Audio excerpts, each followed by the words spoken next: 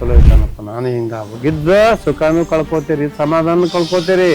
ಅದಕ್ಕೆಷ್ಟು ಪ್ರಯತ್ನ ಮಾಡ್ಬೇಕು, ಅದಕ್ಕೆ ದುಡ್ಡು ಕಲೆಕ್ಟ್ ಮಾಡ್ಬೇಕು ಶುರು ಮಾಡ್ತೀರಿ. ಆಯುಷ್ಯ ಹೋಗ್ತಾ ಇರ್ತಾ ಇದೆ. ಇದು ಸುಖನೂ ಹೊತ್ತು ಸಮಾಧಾನ ಹೊತ್ತು ನಾನು ಹಂಗಿರ್ಬೇಕು, ನೀನು ಹಿಂಗಿರ್ಬೇಕು ಅನ್ನೋದಕ್ಕೆ ಬೆನ್ನತ್ತಿ ಹುಚ್ಚರಾಗಿ ಅದು ಇಲ್ಲ ಲೋ ಕೆಟಗರಿ ಲೋ ಕಾಸ್ಟಿಗೆ ಕರ್ತಾರ ಅವ್ರು. ಲಾಭ ನೋಡ್ಬೇಕಲ್ಲ ಅವ್ರು, ಹೋಗ್ತೀರ ಅಂತ ನಮಗೇನು ಮಸಾಲೆ ಹಾಕ್ತಾರ. ಅಲ್ಲಿ ಚೆಲ್ಬೇಕಪ್ಪ, ಹೋಟೆಲ್ಗೆ ಹೋಗ್ಬೇಕು ಶುರುವಾಗಿ. 5 ಪಂಚೇಂದ್ರಗಳು ಏನವಲ್ಲ, ಅದ್ರ ಪೈಕಿ 4 ಒಂದು ಇದನ್ನ ಬಿಡ್ತಾ ಮಾಡ್ಕೊಂಡವ್ರಿಗೆ ಸಾಧ್ಯ ಇದೆ, ಎಲ್ಲಿ ಬಿಡಲಿಲ್ಲ. ದಿನಚರಿ ಹೆಂಗಿರುತ್ತೆ? ಬೆಳಗ್ಗೆ ಎಷ್ಟು ಗಂಟೆಗೆ ಎದ್ದೇಳ್ತೀರಿ? ಏನು ಮಾಡ್ತೀರಿ? ನಿಮ್ಮ ಊಟ ಉಪಚಾರ ಎಲ್ಲ ಹೆಂಗಿರುತ್ತೆ? ನಾನು ಮೊದ್ಲು ಇಲ್ಲೇ ಇದ್ದಾಗ ಬಂದ್ಬಿಡ್ತಿದ್ದೀನಿ. 5ಕ್ಕೆ ಎದ್ದು 5:30 ಇಲ್ಲಿ ಬಂದ್ಬಿಡ್ತಿದ್ದೆ. ಇದೇ ಅದು ಬಂದು ಈಗ ನಾನು ದೂರ ಆತ, ಅಲ್ಲಿ ಇದ್ರೂ ಸಹಿತ ಪಾರ್ಕ್ ಯಾವ ಹೊಂದವ್ ನನ್ನ ಸ್ವಭಾವ ಹೊಂದವ್ರು ಯಾರು ಸಿಗ್ಲಿಲ್ಲ. ಅಲ್ಲಿ ವಾಟರ್ ಟ್ಯಾಂಕ್ನ ತರಿಸಿ ಹೋಗಿದ್ದೆ ಒಂದಿಷ್ಟು ದಿವಸ. ಇಲ್ಲಿ ಒಡನಾಟ ಭಾಳ ಅಲ್ಲಿ 20 ವರ್ಷ ಇಲ್ಲೇ ಬಂದ್ಬಿಡ್ಬೇಕಂತಿದ್ಲು. ಇಲ್ಲಿ ಹೀಗೆ ಇದಲ್ಲ, ಮಕ್ಕಳು ಬೆಳಗ್ಗೆ ಅವ್ರು ಸ್ಕೂಲಿಗೆ ಎಲ್ಲೂ ಮೊಮ್ಮಕ್ಳಿಗೆ ಹೋಗೋದಿರ್ತ, ಅವ್ರು ಬೆಳಗ್ಗೆ ಎದ್ದು ಅವ್ರು ಮಾಡ್ತಾರೆ. ನಾ ಬೇಗ ಹೇಳೋದು ಬಿಟ್ಟುಬಿಟ್ಟೆ, ಇಲ್ಲಿ ಬರೋ ದೂರ ಆತ ನನಗೆ. ಆಮೇಲೆ ಎಷ್ಟೋ 6ಕ್ಕೆ 7ಕ್ಕೆ ಹೇಳ್ತೀನಿ. ನಾನು ಮುಗಿಸ್ಕೊಂಡೆಲ್ಲ ಆಯ್ತು, ಪ್ರಾಣಾಯಾಮ ಮಾಡ್ಕೊತೇನೆ. ಆ ಕಂಪಲ್ಸರಿ ಮಾಡ್ಕೊತೇನೆ, 2 ಹೊತ್ತು ತಪ್ಪೋದು ನಾನು. ಅದೇ ಕೆಲಸ ನಂದು. ಮುಂಜಾನೆ ಮುಗಿಸ್ಕೊಳ್ತೇವೆ, ಅಡುಗೆ ಮಾಡಿಬಿಟ್ಟಿರ್ತಾರೆ ನಮ್ಮಲ್ಲಿ, ರೊಟ್ಟಿ ಚಪಾತಿ ಅವ್ರೊಂದು ಇದ್ದೇ ಇರ್ತಾರೆ. ಬೆಳಗ್ಗೆನೂ ಊಟ 10 ಸುಮಾರು 9:30 10ಕ್ಕೆ ಊಟ ಮಾಡ್ಕೊಂಡು ಮುಗಿತು. ಆಮೇಲೆ ಮಧ್ಯಾಹ್ನ ತಿನ್ನೋದಿಲ್ಲ, ಇತ್ಲ ಬಂದ್ಬಿಡ್ತೇವೆ. ಏನೂ ಮುಟ್ಟೋದು, ನೀರು ಕೊಡ್ಬೋದು. ಹೆಂಗ್ ಬರ್ತೀರಿ ನೀವು? 2 ವೀಲರ್ ಬರ್ತೀರಾ, ಆಟೋದಲ್ಲಿ ಬರ್ತೀರಾ? ಏನೋ ನಿಮ್ಮಂಥವ್ರು ಕೂಡ್ಯಾರ ಒಬ್ರು ಕರ್ಕೊಂಬರ್ತಾರೆ. ಸ್ಕೂಲ್ ಮಕ್ಕಳು ಬಿಡ್ಲಿಕ್ಕೆ ನಾನು ಕರ್ಕೊಂಡ್ಬಿಟ್ಟು ನಾನು ಇದನ್ನ ನೋಡ್ಕೊಂಡು ಅವರು ನಿಮ್ಗೆ ಒಂದು ಸೇವೆ ಮಾಡ್ತಿದ್ರು. ಆರೋಗ್ಯದಾಗ ಬಂದವ್ರು ಇಂಜಿನಿಯರು ನಡೆದು ಬಂದ್ರು. ಆ ಬಸ್ ಬ್ಯಾಂಕ್ ಅಲ್ಲಿಂದ ಬಸ್ ಹತ್ಕೊಂಡ್ಬರ್ತೀರ, ಅಲ್ಲಿದ್ದ 1 ಕಿಲೋಮೀಟರ್ ಬರ್ತಿರ್ತೀನಿ. ಆಮೇಲೆ ಇಲ್ಲಿ ಗಣೇಶ್ ಭವನಕ್ಕೆ ಇಳಿತೇನೆ, ಅಲ್ಲಿದ್ದ ಹಿಂಗೆ ಬಂದು. ಹಾಂ, ನಡೀದು ಇಷ್ಟ ನನಗೆ, ಇಷ್ಟ ಅಯ್ಯೋ ಅದು ಅವ್ರಿಗೆ ಬಿಟ್ಕೊಟ್ಟಿದ್ದು. ನಾನು ಎಷ್ಟಾದ್ರೂ ಹೋಗ್ಬಿಡ್ತೀನಿ. ಇಂಥವ್ರು ಯಾರೋ ಕೂಡ್ದವ್ರು ಅಲ್ಲಿ ಬಿಡ್ತಾರಲ್ಲ, ಬ್ಯಾಡವ್ರು ಕೇಳೋದು, ಬರೀ ಗುರು ಹೋಗ್ತೀವಿ ಪಾಪ. ನೀರು ಬಾಟ್ಲಿ ಏನು ತಗೊಂಡಿರ್ತೀರಿ? ಒಂದು ನೀವು ನಂಬಲಿಕ್ಕಿಲ್ಲ, 12ಕ್ಕೆ ಇವತ್ತು ಅಲ್ಲಿ ಮನೆ ಕಟ್ತಾರೆ ಬಾಜು. ಆ ಸೌಂಡ್ ಆಗೋದು. ನಾನು ಊಟ ಮಾಡಿದೆ 10:30 11ಕ್ಕೆ ಬಿಟ್ಟುಬಿಟ್ಟೆ ಮನೆ. ಸ್ವಲ್ಪ ನೀರು ಕುಡಿದು 7ಕ್ಕೆ ಮನೆಗೆ ರೀಚ್ ಆಗ್ತೇನೆ ನಾನು. ಅಲ್ಲಿವರೆಗೆ ಒಂದು ಮನೆ ನೀರು ಕುಡಿದು ತೊಂದರೆ ಆಗಲ್ಲ, ಏನಾಗೋದಿಲ್ಲ. ಏನಾಗಿಲ್ಲ. ಪ್ರತಿ ಅರ್ಧ ತಾಸಿಗೊಂದು ಕುಡಿಬಾರ್ದು. ಆರೋಗ್ಯ ದೃಷ್ಟಿ ನಾ ಹೇಳಿದ್ ಮಾಡಿ ಏನಂದ್ರೆ, ಈ ನಮ್ಮ ಬಾಡಿ ಯಾವಾಗ ಹಸಿವಾಗ್ಯದಂತ ನಿಮ್ಮನ್ನು ಬೇಡ್ತದೆ ಅವಾಗ ನೀವು ತಿಂತೀರಿ. ಎಷ್ಟು ಬೇಡ್ತೋ ಅಷ್ಟು ತಿಂತೀರಿ. ಅದೇ ರೀತಿ ನೀವು ನೀರು ಯಾವಾಗ ಹಂಗೆ ಇಟ್ಕೋಬೇಕಂದ್ರೆ, ಅವಶ್ಯಕತೆ ಎಷ್ಟು ಇರ್ತದೆ ಅಷ್ಟು ಕುಡೀರಿ. ಯಾವಾಗ ಇರ್ತದೆ ಯಾವಾಗ ಕುಡಿಬೇಕು, ಎಷ್ಟು ಕುಡಿಬೇಕು ಅಷ್ಟು ಕುಡಿಬೇಕು. ಅಷ್ಟು ಲೀಟರ್ ಇಷ್ಟು ಅದ್ರಿಗೂ ಹೋಗ್ಬೇಡ್ರಿ. ಈಗೆಲ್ಲ ತಪ್ಪು ಮಾಡ್ಕೊಂಡು ಕುಡೀರಿ. ಅಯ್ಯೋ 8 ಲೀಟರ್ ಕೊಡ್ರಿ, 6 ಲೀಟರ್ ಕೊಡ್ರಿ, ಭಾಳ ತಪ್ಪು. ಎಂದೂ ಮಾಡಬೇಡ್ರಿ. ನಮ್ಮ ಬಾಡಿ ಏನು ಕೇಳ್ತೀವಿ. ಈಗ ನೋಡಿ ಬೇಸಿಗೆ ಕಾಲ ಈಗ ಸ್ವಲ್ಪ ಹೆಚ್ಚಿಗೆ ನೀರು ಬೇಡ, ಅವು ಕುಡಿ. ಚಳಿಗಾಲದ ನೀರು ಹೆಚ್ಚು ಬೇಕಂತದನ್ನು ಕುಡಿಬಾರ್ದು. ಎಷ್ಟು ಬೇಡ್ತದ, ಎಷ್ಟು ಕೇಳ್ತದ, ಯಾವಾಗ ಎಷ್ಟು ಅಷ್ಟ ಕುಡಿ. ನೀವು ಎಲ್ಲಿ ಹೇಗಿರ್ತೀರಿ ನೋಡ್ರಿ. ಮತ್ತೆ ಸಂಜೆ ಹೋದಾಗ ರಾತ್ರಿ ಹೊತ್ತು ಊಟದ ಈಗಿದ್ದ ಹೋಗ್ತೀನಲ್ಲ, ಸಾಯಂಕಾಲ 6:30 7ಕ್ಕೆ ಹೋಗ್ತೀನಿ. ಹಣ್ಣು ಗಿಣ್ಣು ಕೊಟ್ಟಿರ್ತಾರೆ, ಸ್ವಲ್ಪ ಹಣ್ಣು ಇಸ್ಕೊಡ್ತಾರೆ, ತಿಂತೀನಿ.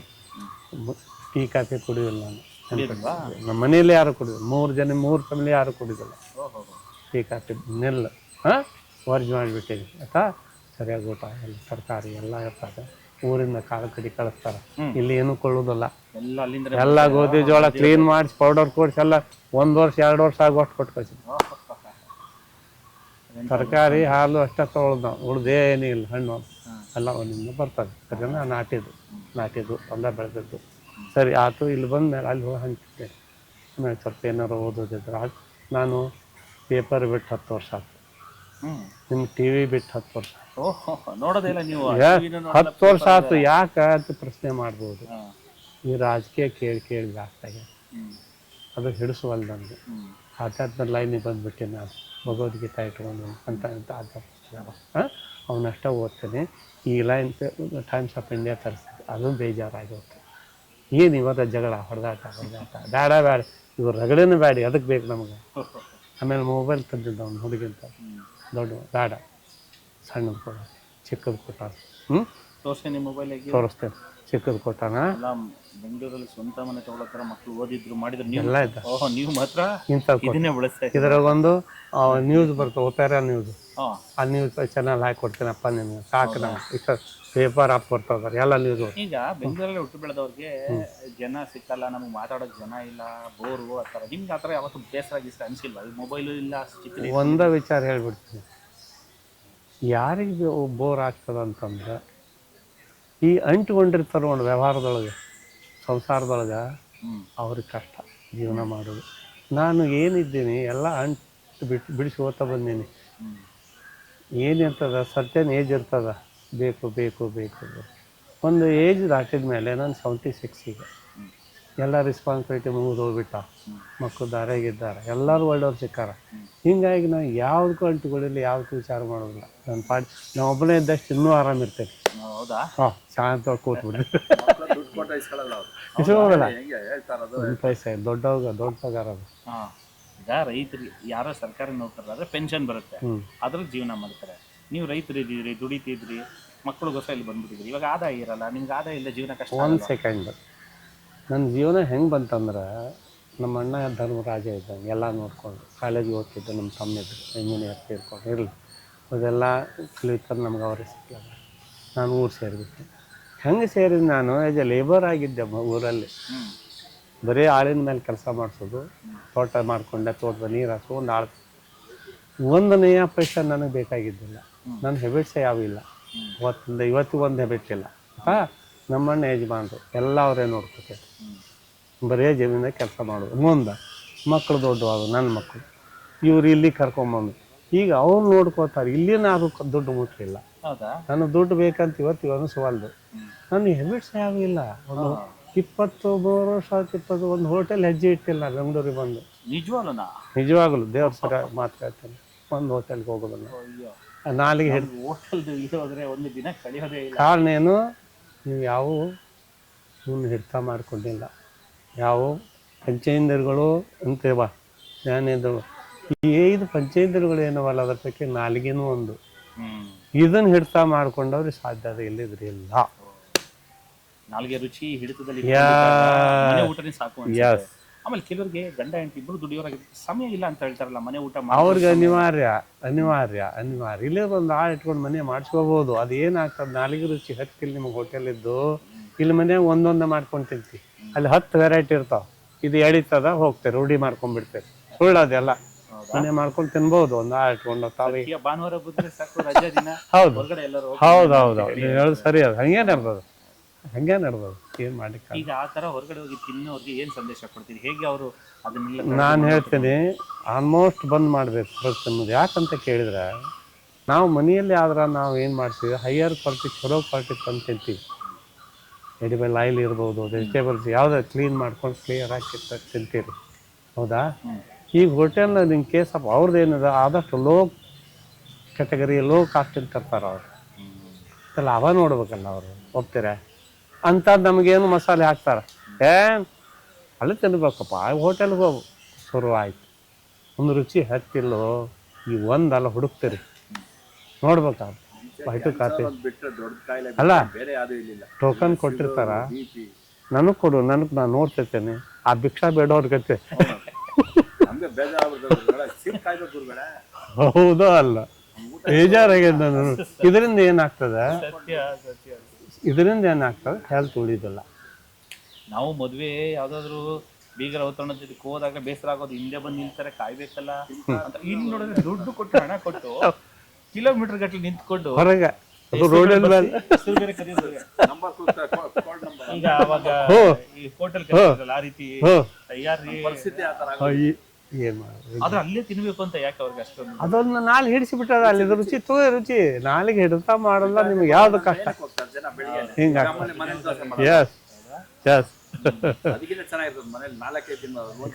ಬೇಕಾದಾಗ ಮತ್ತೆ ಈಗ ಇತ್ತೀಚೆಗೆ ಬೇರೆಯವ್ರಿಗೋಸ್ಕರ ತೋರ್ಪಡಿಕೆ ಜೀವನ ಜಾಸ್ತಿ ಆಗ್ಬಿಡಿದೆ. ಈಗ ನೀವು ನಾನು ನೋಡಿದ ತಕ್ಷಣ ನಿಮ್ದೇ ಒಂದು ನಿಮ್ಮ ಊಟನ ಕಾಪಾಡ್ಕೊತಾ ಇದ್ರೆ, ಅವ್ರಿಗೋಸ್ಕರ ನಾವು ಸಾಲ ಮಾಡಿ ಮನೆ ಕಟ್ಟಬೇಕು, ಅವ್ರಿಗೋಸ್ಕರ ಒಂದು ಕಾರ್ ತಗೊಳ್ಬೇಕು. ಅಲ್ಲಲ್ಲ, ಇದು ಏನಾಗ್ಯದ ಅಂದ್ರೆ, ಜೀವನ ನೀವು ಮಾಡೋದು ಈಗಿನ ಕಾಲದ ಹುಡುಗರಿಗೆ ಜೀವನ ಅಂದ್ರೆ ಏನು ಗೊತ್ತಿಲ್ಲ.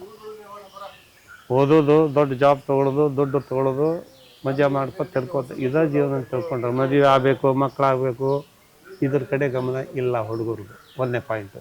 ಎರಡನೇದು ಈಗ ಏನಂದ್ರಿ, ಈಗ ನಿಮ್ದೊಂಥರ ಒಂದು ಕಾರ್ ಅದ, ಒಂದು ಮನೆಗೂ ಕಟ್ಸೀರಿ. ಇನ್ನೊಬ್ಬ ನಾನು ನಿನ್ಕಿಂತ ಮೇಲಿನ ತಂದೆ, 1 ಕೋಟಿ ಕಾರು, ನಿಮ್ಕಿಂತ ಬೆಸ್ಟ್ ಮನೆ ನಾನು ನೋಡ್ಕೋತ ಅಡ್ಡಾಡ್ತೀರಿ. ಅವಾಗಿದು ಹೇಳಿತ್ತದು ಬುದ್ಧಿ, ಇವು ನನ್ಕಿಂತ ಚಲೋ ಇದ್ದಾನಪ್ಪ, ನಾನು ಹಿಂಗೆ ಆಗ್ಬೇಕಿದ್ದ ಸುಖನೂ ಕಳ್ಕೊತೀರಿ, ಸಮಾಧಾನ ಕಳ್ಕೊತೀರಿ. ಅದಕ್ಕೆಷ್ಟು ಪ್ರಯತ್ನ ಮಾಡೋಕೆ, ಅದಕ್ಕೆ ದುಡ್ಡು ಕಲೆಕ್ಟ್ ಮಾಡ್ಬೇಕು ಶುರು ಮಾಡ್ತೀರಿ. ಆಯುಷ್ಯ ಹೋಗ್ತಾ ಇರ್ತಾ ಇದೆ. ಇದು ಸುಖನೂ ಹೋತು, ಸಮಾಧಾನ ಹೋತು. ಅವತ್ತು ನಾನು ಹಂಗಿರ್ಬೇಕು, ನೀನು ಹಿಂಗಿರ್ಬೇಕು ಅನ್ನೋದಕ್ಕೆ ಬೆನ್ನತ್ತಿ ಹುಚ್ಚರಾಗಿ ಅದು ಇಲ್ಲ ಇದು ಇಲ್ಲ, ಸಮಾಧಾನ ಎಲ್ಲ ಸುಖ ಹಿಂಗೆ ಹಾಕೊಂಡು ಕೂತದ ಈಗಿನ ಜೀವನ. ನಾನು ನೋಡೋದಿಲ್ಲ, ಒಪ್ತೀರಾ?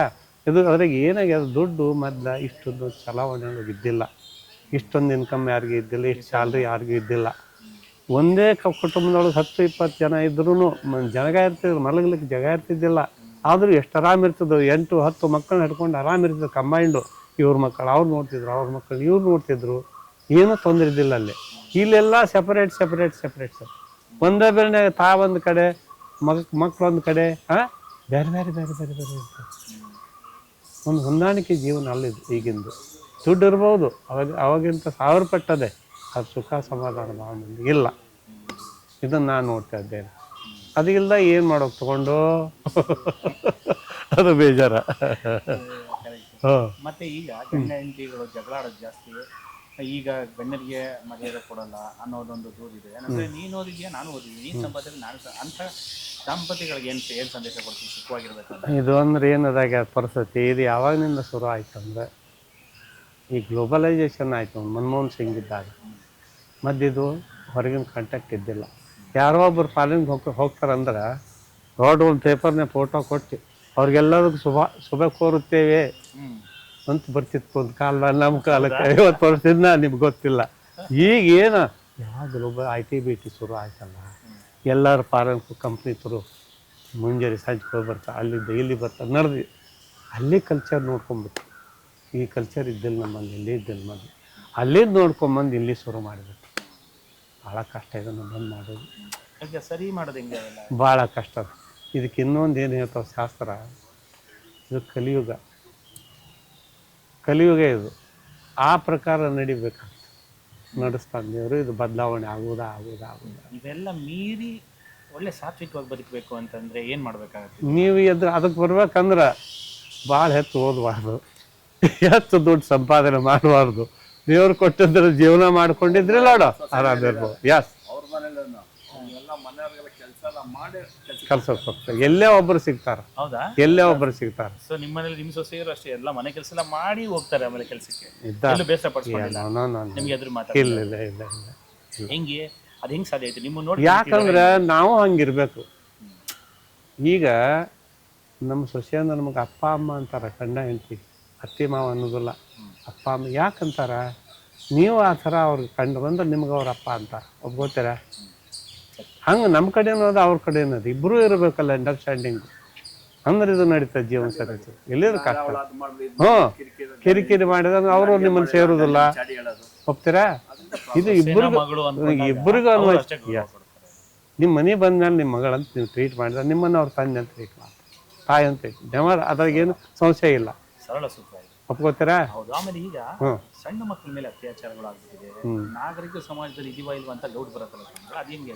ಇದಕ್ಕೇನು ಕಾರಣ ಅಂದ್ರೆ ಒಂದೇ ಇಲ್ಲ, 108. ಏನಂದ್ರೆ ಮೂಲ TV, ಆಮೇಲೆ ಈ ಮೊಬೈಲ್ ಬಂದಲ್ಲ, ಇವು ಏನು ಮಾಡ್ಲಿಕ್ಕೆ ಹತ್ತಿದ್ದು ತಮ್ಮ ಬೇಕಾದದ್ದು ನೋಡ್ಕೋತ ಬಂದ್ಬಿಟ್ಟು ಅದ್ರಾಗೆಲ್ಲ ಓಪನ್ ತೋರಿಸ್ತಾರೆ, ಮಾಡಬಾರ್ದು. ಒಪ್ಕೋತಾರೆ?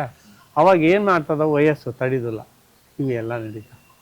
ಇದಕ್ಕೆಲ್ಲ ಕಾರಣ ಇವು TV, ಮೊಬೈಲು, ಆಮೇಲೆ ಪೇಪರ್ಸು ಮುದ್ದಾಮ್ ಕೊಟ್ಟಿರ್ತಾರಂಥ ಚಿತ್ರ, ಅಡ್ವರ್ಟೈಸ್, ಇವೆಲ್ಲ ಅವ್ರಿಗೆ ಇಫೆಕ್ಟ್ ಆಗ್ತವೆ ಮನಸ್ಸಿನ ಮೇಲೆ. ಸಣ್ಣ ವಯಸ್ಸು, ಏನು ತಿಳುವಳಿಕೆ ಇರೋದಿಲ್ಲ. ಅವಾಗ ಇವು ಯಾವೂ ಇದ್ದಿಲ್ಲ ನಮ್ಮ ಕಾಲಕ್ಕೆ, ಒಪ್ಕೋತೀರ? ಅಲ್ಲಿ ಒಳ್ಳೇದನ್ನು ಬಯಸ್ತಿದ್ರು, ಒಳ್ಳೇದ ಹೇಳ್ತಿದ್ರು, ಒಳ್ಳೇದ ಮಾಡ್ತಿದ್ರು. ಈಗೆಲ್ಲ ಓಪನ್ ಆಗಿಬಿಟ್ಟದ್ರಿ, ಇದಾದ ಫೇಲ್ ಆಗಿ ಹೋಗ್ಬಿಟ್ಟದ. ವಯಸ್ಸು ನೋಡಿದ್ರೆ ಮಕ್ಕಳು ಅಂದ್ರೆ ನಮ್ಮ ಮಕ್ಕಳು. ಹೌದು, ಅವ್ರ ಮೇಲೆ ಬರುದಿಲ್ಲ, ಹಂಗೆ ಬರುದಿಲ್ಲ. ಬರುತ್ತೆ ಅವ್ರಿಗೆ. ಯಾಕಂದ್ರೆ ವಯಸ್ಸು ಒಬ್ರಿಗೊಬ್ರು ನೋಡ್ತಾರ, ಮಾಡ್ತಾರ, ಏನು ವ್ಯವಸ್ಥೆ ಸರಿ ಇಲ್ಲ. ಆಮೇಲೆ ಇನ್ನೊಂದು ನನ್ನ ವೈಯಕ್ತಿಕ ವಿಚಾರದಾಗ ಹೇಳೋದಾದ್ರೆ ಪ್ರಾಪರ್ ಪನಿಷ್ಮೆಂಟ್ ಇಲ್ಲ ಕೋರ್ಟ್ನೊಳಗೆ. ಏನಾರು ಒಂದು ಕೆಟ್ಟ ಕೆಲಸ ಮಾಡಿದ್ದು ಕರ್ಕೊಂಡು ಕೇಸ್ ಹಾಕಿ ಜಡ್ಜ್ಮೆಂಟ್ ಕೊಡೋರು ಸರಿ ಜಡ್ಜ್ಮೆಂಟ್ ಕೊಡುವಲ್ರು, ಅವ್ರು ಪನಿಷ್ಮೆಂಟ್ ಕೊಡುವಲ್ರು. ಹಿಂದಕ್ಕೆ ಭಾಳ ದೊಡ್ಡ ದೊಡ್ಡ ಪನಿಷ್ಮೆಂಟ್ ಕೊಡ್ತಾರೆ ದೊಡ್ಡ ದೊಡ್ಡ ಕೆಟ್ಟ ಕೆಲಸ ಮಾಡಿದರೆ. ಈಗ ಪನಿಷ್ಮೆಂಟ್ ಭಾಳ ಇಲ್ಲ, ಹಿಂಗಾಗಿ ಭಯ ಇಲ್ಲ ಯಾರಿಗೂ, ಮತ್ತೆ ಅದನ್ನೇ ತಪ್ಪು ಮಾಡ್ತಾರೆ. ಹಾಂ ನೋಡ್ಕೊಳ್ತೀರಿ ಏನು ಮಾಡವ್ರಪ್ಪ ಅಲ್ಲ, ಏನು ಮಾತಾಡ್ಲಿಕ್ಕೆ ದಾರಿಯಲ್ಲಿಲ್ದಂಗೆ. ಅದು ಶಿಕ್ಷಾ ಇಲ್ಲ ತಪ್ಪಿಗೆ. ಅವಾಗ ಹಿಂದೆ ಶಿಕ್ಷಾ ಕೊಡ್ತಿದ್ರು, ಹೆದರ್ತಿದ್ರು. ಹ್ಞೂ ಇಲ್ಲ ಯಾರು ಹೆದರ್ತಿದ್ರು, ಏ ಶಿಕ್ಷಾ ಕೊಡ್ತಪ್ಪ. ಈಗ ಶಿಕ್ಷಾನೇ ಇಲ್ಲ ಕೋರ್ಟ್ನೊಳಗೆ, ಅವರೊಬ್ಬ ಕಾಲಿಕ್ಕಿರ್ತಾರ.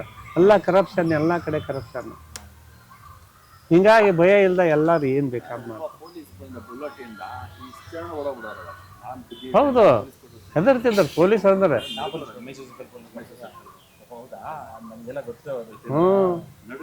ಹೌದು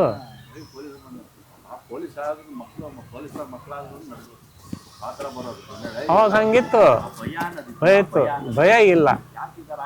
ಯಸ್ ಇದ ಕಾರಣ ಇಲ್ಲ, ತಂದೆ ತಾಯಿಗೆ ಹೆದರಿಕಿಲ್ಲ, ಯಾರ್ದು ಗುರು ಇರೋದಿಲ್ಲ.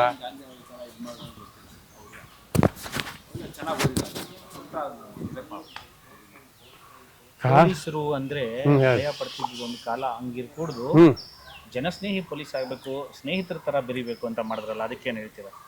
ಅಲ್ಲೇ ಫೇಲ್ ಆದದ್ದು. ಅದಕ್ಕೆ ಏನಾಯ್ತು ಮೂಲ, ಇದಕ್ಕೆ ಒಂದೇ ಕಾರಣ ಕರಪ್ಷನ್. ಪೊಲೀಸರು ಕರಪ್ಟಿವ್ ಆಗ್ಬಿಟ್ರು. ಇಲ್ಲಿದ್ರೆ ಇದು ಹಂಗಾಗ್ತಿದ್ದಿಲ್ಲ. ಅವ್ರು ತಮ್ಮ ಡ್ಯೂಟಿ ತಾವು ಪ್ರಾಮಾಣಿಕವಾಗಿ ಮಾಡಿದ್ರ. ಹಾಂ ಹೌದು ಹೌದು, ಎಲ್ಲರೂ ತಮ್ಮ ಕೆಲಸ ತಾವು ಪ್ರಾಮಾಣಿಕವಾಗಿ ಮಾಡಿದ್ರೆ ಇವತ್ತಿಗೂ ಸುಧಾರಿಸ್ಬೋದು ಸಮಾಜನ. ಏನು ದೊಡ್ಡ ವಿಷಯ ಇಲ್ಲ, ಯಾರೂ ಸರಿಯಾಗಿ ಮಾಡುವಲ್ರಿ. ಮತ್ತೆ ರಾಜಕೀಯ ವಿಚಾರವಾಗಿ ನಿಮ್ಗೆ ಏನು ಗೊತ್ತಿದೆ? ಅವಾಗ ಪ್ರಾಮಾಣಿಕನ ಆಯ್ಕೆ ಮಾಡ್ತಿದ್ರು, ನಿಮ್ಮ ಥರದವ್ರನ್ನ ಸರಳವಾಗಿರೋರನ್ನ ತ್ಯಾಗಮಯಿಗಳನ್ನ ಆಯ್ಕೆ ಮಾಡ್ತಾರೆ. ಇವಾಗ ಅಪರಾಧ ಹಿನ್ನೆಲೆ ಇರೋರನ್ನೇ ದೊಡ್ಡ ದೊಡ್ಡ ಸ್ಥಾನಗಳಿಗೆಲ್ಲ ಕೊಡ್ತಾರೆ. 100ಕ್ಕೆ 100 ಸತ್ಯ ಈ ಮಾತು. ಇದಕ್ಕೆ ನಾವು ಉತ್ತರ ಏನು ಕೊಡ್ತೇನೆ ಅಂದ್ರೆ, ಇವತ್ತಿಗೆ ನಾವು ಓಟ್ ಹಾಕಿಲ್ಲ. ಯಾಕಂದ್ರೆ ಬೇಜಾರಾಗಿ ಏನಾಯ್ತು, ನಿಂದ್ರು ಕ್ಯಾಂಡಿಡೇಟ್ ಏನಿದ್ದಾರಲ್ಲ ಒಬ್ಬರು ಒಳ್ಳೆಯವರಿಲ್ಲ. ಈಗ ನಮ್ಮ ಕೈಯಾರ ನಾವು ಓಟ್ ಹಾಕಿ ಅವ್ರಿಗೆ ಅಧಿಕಾರ ಕೊಟ್ರೆ ನಾವೇ ಅದಕ್ಕೆ ಕಾರಣ ಆಗ್ತೀವಿ, ತಪ್ಪಗಾರ. ಒಪ್ಕೋತೀರ? ನಾವು ಕಳಿಸ್ತಿಲ್ಲ, ಅವ್ರು ಬಂದಿರ್ತಾರ. ಬೇಜಾರಾಗಿ ಓಟ್ ಹಾಕೋದು ಬಿಟ್ಬಿಟ್ಟೆ. ನೀವು ಹೇಳೋದು ಮಾತು ಸತ್ಯ. ಬಟ್ ಓಟ್ ಹಾಕೋ ನಮ್ಮ ಮಕ್ಕನ್ ಬಿಟ್ಟಾಗ ಅದು ತಪ್ಪಾಗಲ್ವಾ? ಅದನ್ನ ನೋಟ ಅಂತಾದ್ರು ಒಂದು ಹೇಳ್ತೀನಿ ಒಬ್ಬರ ಅಂತವ್ರು ಇದ್ರು ನಿಂತಾಗ ಚಲೋ ಇದ್ದವ್ ನಾ ತಪ್ಸಿಲ್ಲ, ಓಟ್ ಹಾಕೀನಿ. ಆ ಕ್ಯಾಂಡಿಡೇಟ್ ಇಲ್ಲ ನನ್ನ ಏರಿಯಾದಾಗ ನಾ ಬಿಟ್ಬಿಟ್ಟೆ. ಎಸ್ ಹಿಂಗೆ ಅನ್ನಿಸ್ತದ ಮನ್ಸು. ಏನು ಮಾಡಲಿ, ತಪ್ಪಗಾರ ಆಗ್ಬಿಡ್ತೀವಲ್ಲ ಅಂತ ಅನ್ನಿಸ್ತದ. ಗೊತ್ತಿದ್ದನು ಹೆಂಗೆ ಹಾಕಿದ್ನೇನು ದೇವ್ರು ಕೇಳ್ತಾನೆ. ಹೋಗ್ತಾರೆ ಈ ಮಾತಿಗೆ. ಏನು ಮಾಡೋದು? ನೀವು ಹೇಳ್ದಂಗೆ ಎಲ್ಲ ಹಿನ್ನೆಲೆ 90% ಅವರೇ ಇದ್ದಾರೆ. ಬ್ಯಾಕ್ಗ್ರೌಂಡು ಕ್ರಿಮಿನಲ್ ಮೈಂಡವರೇ ಇದ್ದಾರೆ. ಏನು ಮಾಡಬೇಕು, ಏನು ಮಾಡ್ಲಿಕ್ಕಾಗೋದು? ದೇವರ ದಿನ ನಿಮ್ಮ ಹತ್ರ ಬರ್ತಿರ್ತಾರೆ ಎಷ್ಟೋ ಜನ, ಏನೋ ಸಮಸ್ಯೆಗಳು. ಯಾವ ಸಮಸ್ಯೆ ಜಾಸ್ತಿ ಬರುತ್ತೆ ನಿಮ್ಮ ಹತ್ರ? ಫ್ಯಾಮಿಲಿ ಅಫೇರ್ಸನ್ನು ಭಾಳ ಬರ್ತಾವೆ. ಇನ್ನೊಬ್ಬರು ಬಂದರು, ಯಾಕಮ್ಮ ಹಿಂಗಾಗ್ಯದ, ಮುಖ ಹಿಂಗಾಗ್ಯದ, ಮನುಷ್ಯ ನೋಡಿ, ಕೈ ನೋಡ್ಯಾರ, ಕಣ್ಣೀರು ತಗಲ್, ಎಲ್ಲ ಮಾಡ್ತೀನಿ ಅನಿಸ್ಕೊಂಡು ಸಾಕಾಗ್ಯದ ನನ್ನ ಮನೆಯೊಳಗೆ. ಯಾರಿಂದ? ಗಂಡ, ಅಕ್ಕಂಗಳು ಎಲ್ಲರೂ ಬೈತಾರೆ. ಎಲ್ಲ ಏನು ಮಾಡಬೇಕು? ಸಮಾಜದೊಳಗೆ ಪರಿಸ್ಥಿತಿ ಗಂಭೀರದ. ಎಷ್ಟೋ ಮಂದಿ ಸುಖ ಇಲ್ಲ, ಎಲ್ಲ ಇರ್ತದ, ದುಡ್ಡಿಗೆ ಏನು ಕಮ್ಮಿ ಇಲ್ಲ. ಇಷ್ಟೆಲ್ಲ ಸುತ್ತಿರಲ್ಲ, ಅದೊಂದು ದೇವಸ್ಥಾನದಲ್ಲಿ ಅಷ್ಟು ಜನ ಬರ್ತಾರೆ, ಎಲ್ಲ ಥರನೂ ಬರ್ತಾರೆ. ಏನು ಮಾಡೋದು? ನಾನಾ ಥರ ಏನು ಮಾಡಿ. ನೀವು ಅದಕ್ಕೇನು ಪರಿಹಾರ ಹೇಳಿ ಕಳಿಸ್ತೀರಿ ಅವ್ರಿಗೆ? ಅವ್ರಿಗೇನು ಸಮಾಧಾನ? ನಾನು ತಿಳಿದ ದೇವ್ರು ಏನು ಹಿಂಗೆ ನೀವು ಮಾಡಿವ, ನಿಮ್ಮ ಕೆಲಸ ಅಂದೆ ಅದಕ್ಕೆ. ನಿನ್ನ ಕೆಲಸ ನೀವು ಮಾಡಿ, ನಿನ್ನ ಕರ್ಮದ. ಈಗ ಬಂದೀವಿ ಅಲ್ಲಿ ಹಂಗೆ ಅದು ಶಾಸ್ತ್ರ ಏನು, ಶಾಸ್ತ್ರ ಓದಿದ್ದು ಹೇಳ್ತೇನೆ ನಾನು. ನಾವಿಲ್ಲಿ ಬಂದೀವಿ, ಮನುಷ್ಯರಾಗಿ ಹುಟ್ಟೀವಿ. ಕೆಲವೊಂದು ಪ್ರಾಣಿವ, ಅವು ಪ್ರಾಣಿ ಅಲ್ಲ. ಮುಂದೆ ಯಾವನ ಹಿಂದೆ ಯಾವನ ಏನೋ ಇದ್ದು ಪ್ರಾಣಿ ಆಗ್ಯಾನ. ಕರ್ಮಾನುಸಾರ ಶಾಸ್ತ್ರ ಏನು ಹೇಳ್ತಾವೆ, ಎಷ್ಟೋ ಜನ್ಮ ದಾಟಿ ಬಂದ ಮೇಲೆ ಮನುಷ್ಯನ ಜನ್ಮ ಸಿಗ್ತದೆ. ನೀವು ಒಳ್ಳೇದು ಮಾಡ್ಕೊತ ಬಂದಿದ್ದಿ, ಪ್ರತಿ ಜನ್ಮ ಒಳ್ಳೆಯವರಾಗೇ ಇರ್ಬೋದು. ಈ ಜನ್ಮದಲ್ಲಿ ನಿನಗೆಲ್ಲ ಅಂದ್ಕೊಂಡು ಒಳ್ಳೆಯದು ಸಿಗ್ತದೆ. ಇಲ್ಲ ದೇವ್ರು ಕೊಡೋದು ಇದ್ರಾಗ ಏನೂ ಇಲ್ಲ, ತೊಗೊಳೋದೇನೂ ಇಲ್ಲ. ನಮ್ಮ ಕರ್ಮಾನುಸಾರ ನಮ್ಗೆ ಇಲ್ಲಿ ಒದಗ್ತದೆ. ಹೌದಿಲ್ಲೋ? ಈ ಜನ್ಮದ ಕೆಲವು ಈಗ ನೋಡಿ, ಭೂಮಿ ಮೇಲೆ ಎಷ್ಟು ಜನ ಇದ್ದಾರೆ? ಎಲ್ಲರೂ ಆರಾಮಿದ್ದಾರನು? ಇಲ್ಲ, ಒಬ್ಬರಿಗೆ ಒಂದೊಂದೊಂದು ಸಮಸ್ಯೆ. ಈಗ ಒದ್ದಾಡ್ತದೆ. ಯಾಕಂತಂದ್ರೆ ಶಾಸ್ತ್ರ ಏನು ಹೇಳ್ತಾವೆ, ನೀನು ಹಿಂದೇನೋ ಅಂತಂತಂದು ಮಾಡಿ ಅಂತೈತಿ. ಈ ಜನ್ಮ ನೀ ಅದನ್ನು ಅನುಭವಿಸಿ ಹೋಗ್ಬೇಕು, ಬೇರೆ ದಾರಿ ಇಲ್ಲ. ಇದಕ್ಕೆ ಉತ್ತರ ಇಲ್ಲ, ಒಪ್ಕೋಬೇಕಾಗ್ತದೆ. ಹಿಂಗೆ ಹೊಂಡ್ಬೇಕು ನಾವು, ಬೇರೆ ದಾರಿ ಏನು. ಇನ್ನೊಬ್ಬರು ನನಗೇನೋ ಅನ್ನೋಕ್ಕಾಗೋದಿಲ್ಲ. ಇವನಿಂದ ಆತು ಇವನ್ನ ಅಂತೀವಿ, ಅದು ತಪ್ಪು. ಅನುಭವಿಸ್ಬೇಕು, ಹೋಗ್ಬೇಕು. ಹಿಂದೆ ಮಾಡಿದ್ದು ನಮ್ಗೆ ಗೊತ್ತಿಲ್ಲ. ಅವು ಗೊತ್ತಿರ್ತದೆ. ಹ್ಮ್. ಆ ಪ್ರಕಾರ ಅನುಭವಿಸ್ಬೇಕು, ಬೇರೆ ದಾರಿಯಲ್ಲೇ ಇಲ್ಲ. ನಾನು ಸರಿಸ್ಕೊಡ್ತೇನೆ. ಯಾರು ನಾನು 10 ವರ್ಷ ಏನು ತೊಗೊಳಿಲ್ಲ, ಪೈಸಾ ಮುಟ್ಟಿದ್ದೆ ಎಲ್ಲ ನಮ್ಮ ಕಂಪನಿ ಬೆಳಿಲಿಕ್ಕೆ ಪ್ರೀತಿಯನ್ನು ಕೊಟ್ಟಿದ್ದು. ಒಳ್ಳೆ ಅನ್ಬಾರ್ದು, ತೊಗೋಬೇಕಾಗ್ತದೆ ಗುರುಜಿ, ತೊಗೊಳ್ರಿ, ಯಾರು ಕೊಟ್ಟು ಇಸ್ಕೊತೇನೆ. ಹಾಂ, ನಮ್ಮ ಮಕ್ಕಳಿಗೆ ಅದಕ್ಕೆ ಹಣ್ಣು ಹಂಪಲ ಒಯ್ದು ಕೊಡ್ತೇನೆ. 50 ಹಣ್ಣುಗಳು ತಂದಿರ್ತಾರೆ. ಏನಾಯ್ತು ಇಲ್ಲಿ ಒಂದು ಪೈಸಾ ಮುಟ್ಟಿದ್ದಿಲ್ಲ ಇಲ್ಲಿವರೆಗೂ. ನೀ ಇವಾಗ ಯಾರು ಬಂದು ಭೇಟಿ ಮಾಡ್ಬೇಕಂದ್ರೆ ಎಲ್ಲಿ ಭೇಟಿ ಮಾಡ್ಬೇಕು ನೀವು? ನಾನು ನಂಬರ್ ಇಲ್ಲೇ ಮಲ್ಲಿಕಾರ್ಜುನ ದೇವಸ್ಥಾನ, ಇಲ್ಲೇ ಒಂದು ದೇವಸ್ಥಾನ ಇದೆ, ಅಲ್ಲೇ ಕೂತಿರ್ತೇನೆ. 3ಕ್ಕೆ ಬರ್ತೀನಿ, 6 ತನಕ ಇರ್ತೇನೆ. 6 ತನಕ ಇಲ್ಲೇ ಮಾಲೀಕರ ದೇವಸ್ಥಾನ. ಹ್ಞೂ, ಅಲ್ಲೇ ಇರ್ತೇನೆ. ಅಲ್ಲೇ 6 ಗಂಟೆ ಗಂಟೆ ಇರ್ತಾರೆ. ಹೌದಾ? ಸ್ವಲ್ಪ ಹೊತ್ತು ಇರ್ತಾರ, ಅಲ್ಲಿ ಬಂದು ಅಲ್ಲೇ ಇರ್ತಾರೆ. ಅಲ್ಲೆಲ್ಲ ಬರ್ತಾರೆ. ಅಲ್ಲೇ ಬರ್ತಾರೆ. ಎಷ್ಟು ಗಂಟೆಯಿಂದ ಎಷ್ಟು ಗಂಟೆವರೆಗೆ ಅಲ್ಲಿ ಇರ್ತೀರಿ ನೀವು? ಅಲ್ಲ 3 ರಿಂದ 6 3 ರಿಂದ 6 ಅಲ್ಲೇ ಇರ್ತೀರಿ. ಅಲ್ಲೇ ಇರ್ತೇನೆ. ಹ್ಞೂ.